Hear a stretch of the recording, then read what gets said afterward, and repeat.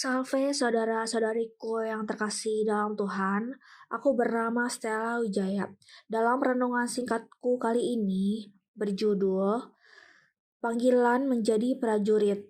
Ayatnya diambil dari 2 Timotius 2 ayat 1 sampai dengan 13.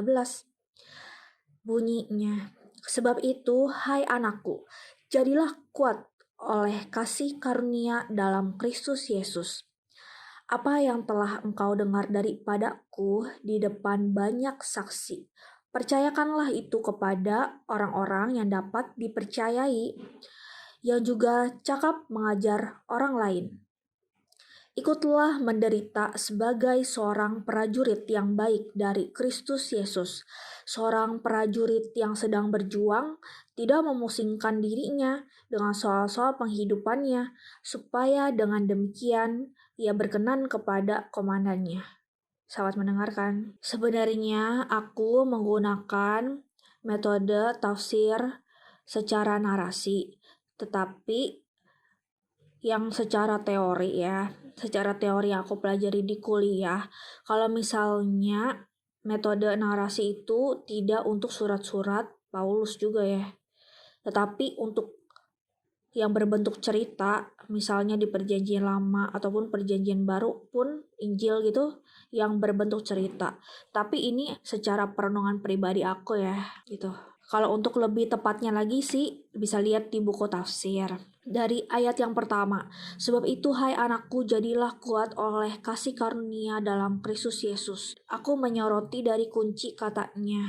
Dari ayat 1 ini jadilah kuat. Aku sharing sedikit tentang peperangan rohani yang bidang yang aku kuasai dari segi pengalaman aku sehari-hari dan juga supernatural yang aku alami dan juga banyak kesaksian gitu ya. Jadilah kuat maksudnya apa? Sebagai pejuang-pejuang Tuhan, prajurit yang Tuhan kita dididik oleh Tuhan Yesus Kristus menjadi pahlawan. Kalau misalnya kita ada celah sedikit apa gimana, misalnya lemah di perasaan, nangis yang berlebihan segala itu nggak boleh. Kalau misalnya jadilah kuat bukan hanya di bidang perasaan aja, tapi juga pikiran kita tetap terjaga, perkataan kita juga tetap terjaga, kuat imannya juga, dan perlengkapan rohaninya juga. Kalau misalnya di dunia peperangan rohani, kalian sudah tahu sendiri kan, yang jahat itu selalu menyerang kita dalam bentuk apapun juga, apalagi misalnya kelemahan kita. Itu sangat amat diincar oleh yang jahat. Kalau misalnya ada ayat sebab jika aku lemah maka aku kuat, sebenarnya betul juga kita dikuatkan oleh Tuhan. Kepada siapa lagi kita berlindung kalau bukan kepada Tuhan Yesus, ya kan? Ayat kedua, apa yang telah engkau dengar daripadaku di depan banyak saksi, percayakanlah itu kepada orang-orang yang dapat dipercayai, dan seterusnya. Aku mendapatkan kunci kata yang sangat amat aku suka, yaitu percaya. Orang-orang yang dapat dipercayai itu ya, untuk versi yang lebih banyaknya. Karena sebagai pejuang atau prajurit Tuhan yang baik, dalam kerjasama melawan kekuatan musuh tidak bisa melawan itu sendirian, sangat amat diperlukan kerjasama yang baik dengan saudara-saudara seiman kita. Kan kita dibilang kawan sekerja Allah, dan nilai kepercayaan itu sangat mahal karena kebanyakan orang ya kan, misalnya di depannya kita baik, di belakangnya kita gimana. Ada orang yang bermuka dua, atau ada orang yang mengambil kesempatan dalam kesempitan, atau ada yang cari udang di balik bakwan, atau ya kalian udah tahu sendiri kan pengalaman orang, susah untuk cari orang yang dipercaya. Hal ini kan bukan dalam hal bisnis saja ya, tapi dari prajurit Tuhan juga begitu. Yang mana orang yang berkata jujur, yang mana yang tulus, yang mana yang mengatakan sebenarnya untuk membimbing kita ke arah hidup yang benar, karena sesama prajurit Tuhan adalah saling melindungi, membela, mendukung, bukannya saling menjatuhkan secara diam-diam, ya kan? Ayat yang ketiga, ikutlah menderita sebagai seorang prajurit yang baik dari Kristus Yesus. Ayat keempat, seorang prajurit yang sedang berjuang tidak memusingkan dirinya dengan soal-soal penghidupannya, supaya dengan demikian ia berkenan kepada komandannya. Ini ayat 3 dan ayat 4 di 2 Timotius 2 ya itu. sangat amat tersirat diberikan oleh malaikat pelindung aku, Santo Mikael, karena Santo Mikael itu divisi malaikat perang sangat amat mencari pejuang-pejuang Tuhan yang baik. Dibilang dari kata kuncinya yang aku suka yang mana, kalau misalnya ditanya, bukan dibilang ya. Menderita, ikutlah menderita. Karena sebagai pejuang Tuhan dalam level yang basic itu, kita harus bisa keluar dari zona nyaman kita. Kalau misalnya di zona nyaman kita dengan pekerjaan, keluarga, kehidupan sehari-hari yang baik, pastinya kita udah ngerasa nyaman. Nah, kalau misalnya kayak prajurit berada di medan perang, apakah dia merasa nyaman kerjaannya?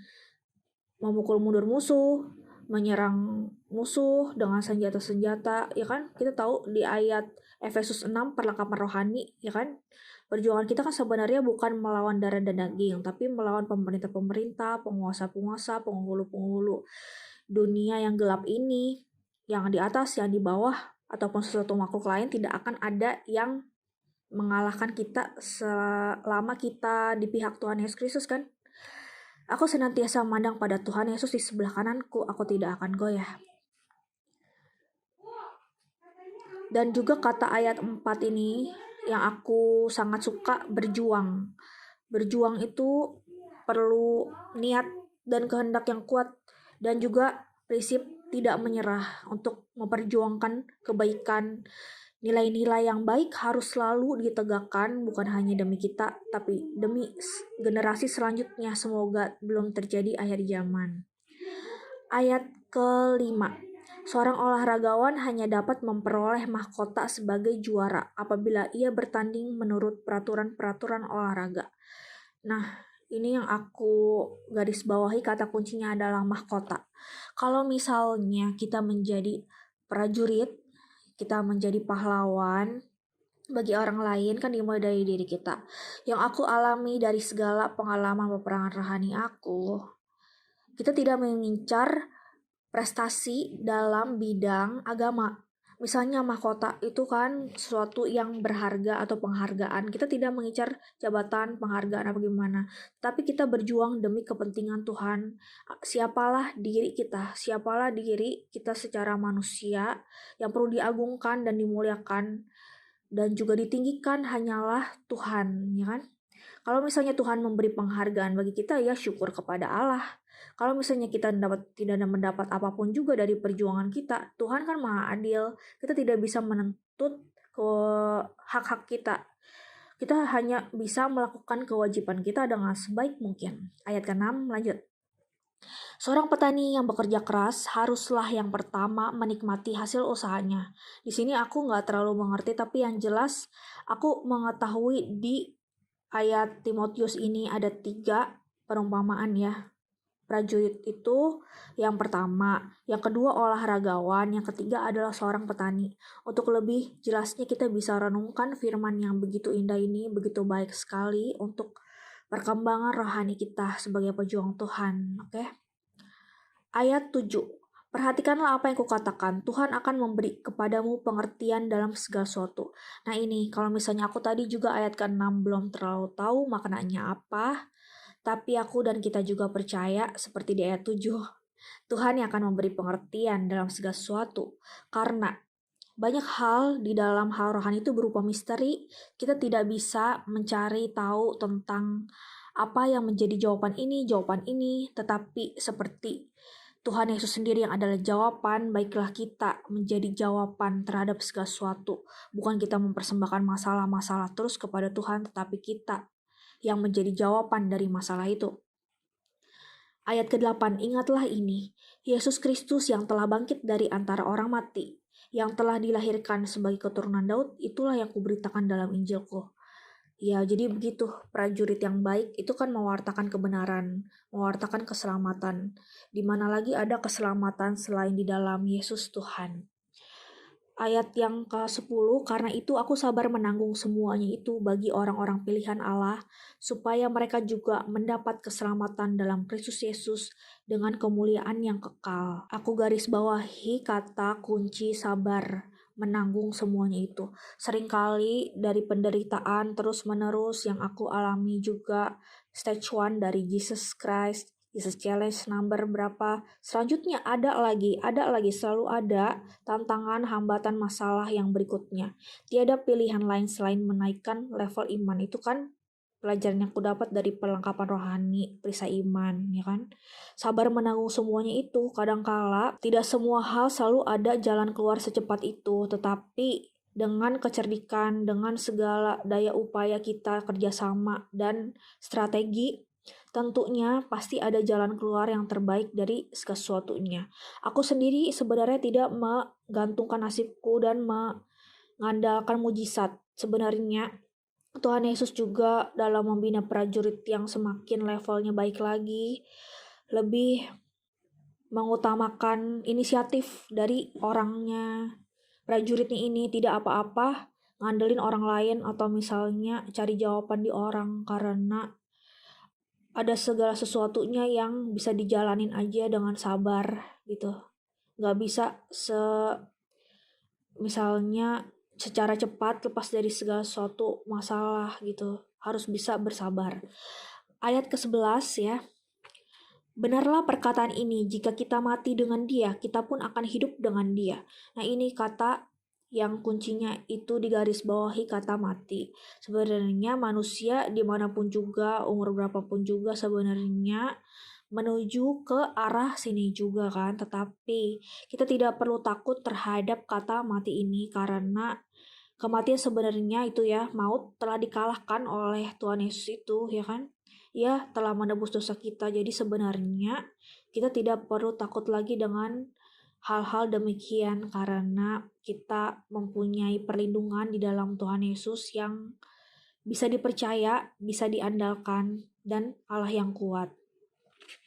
Ayat 12, jika kita bertekun, kita pun akan hidup memerintah dengan dia. Jika kita menyangkal dia, dia pun akan menyangkal kita. Yang aku pelajari dari ayat 12 adalah hubungan timbal balik. Kalau misalnya aku malu mengakui Tuhan Yesus, ya gitu di depan pewartaan banyak orang gitu, aku jadinya mungkin juga mendapat balasan Tuhan malu terhadap aku juga. Kalau misalnya aku berani mewartakan bangga terhadap Tuhan, ya Tuhan pastinya bangga terhadap aku juga, ya kan? Ayat 13 yang terakhir, belum pada ngantuk kan? Masih ceria atau masih semangat untuk mendengarkan? Ayat 13, jika kita tidak setia, dia tetap setia karena dia tidak dapat menyangkal dirinya. D-nya huruf besar, N-nya huruf besar, artinya Tuhan. Jika kita misalnya manusia secara kelamaan kita mudah berpaling ataupun berbuat kesalahan ataupun menduakan Tuhan sekalipun, Tuhan Yesus tidak pernah meninggalkan kita. Dia selalu ada buat kita. Dia setia, Allah yang setia. Banyak banget lagu rohani Tuhan itu yang setia. Dan aku belajar sebagai mempelai Allah bahwa kunci dari untuk bisa bertahan, kita jangan bisa ngomong berbuat lebih deh. Kita bilang bertahan dulu aja dari pencobaan, dari masalah, dari tantangan gitu. Kata kuncinya untuk bertahan adalah taat dan setia. Ya, seperti itulah renungan aku.